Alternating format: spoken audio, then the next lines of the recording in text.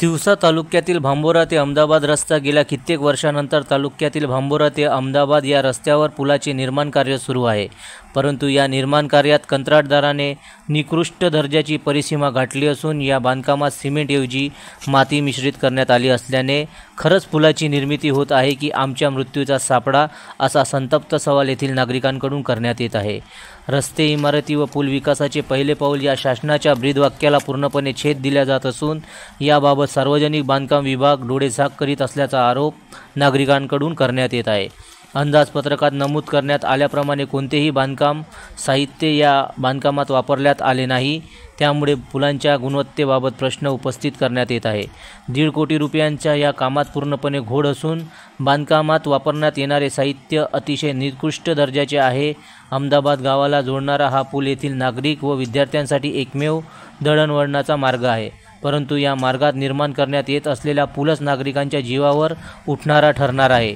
तेव्हा पुलाचे बांधकाम पूर्णत्वास जाण्याआधी आतापर्यंत करण्यात आलेल्या कामाची सखोल चौकशी करण्यात यावी, अशा मागणीचे निवेदन येथील नागरिकांकडून बांधकाम विभागाला देण्यात आले आहे.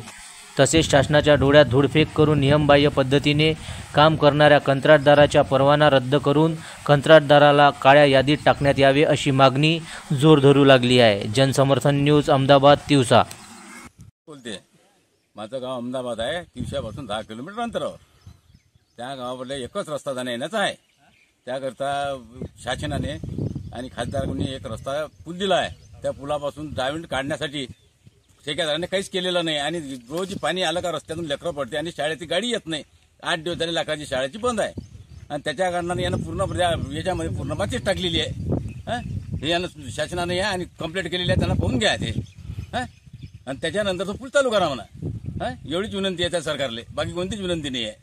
जे रस्त्याचं काम आहे अहमदाबाद भांबोरा, ते बरेच दिवसापासून चालू आहे आणि आम्हाला जाण्या येण्याचा प्रॉब्लेम असं पावसामुळे काय होत होता, लेकरं, शाळेची लेकरं, आम्हाला कोणतंच वाहन इथं येत नाही आणि आम्हाला रोज अडचण जात आहे.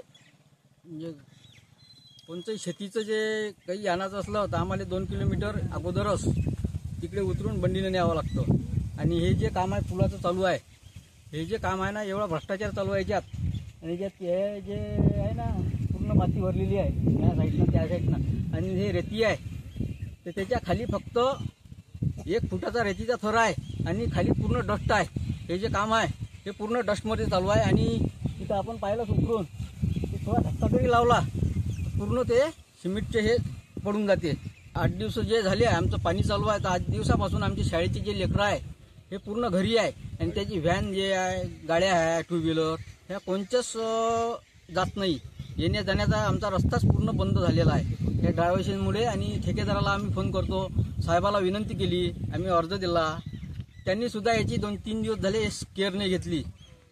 त्याच्यामुळे आमचं असं म्हणणं आहे की आम्ही हे जर 2-4 दिवसात काम झालं नाही, येईन की साहेबांनी हे केलं नाही तर आम्ही आंदोलन करण्याच्या तयारीत आहे.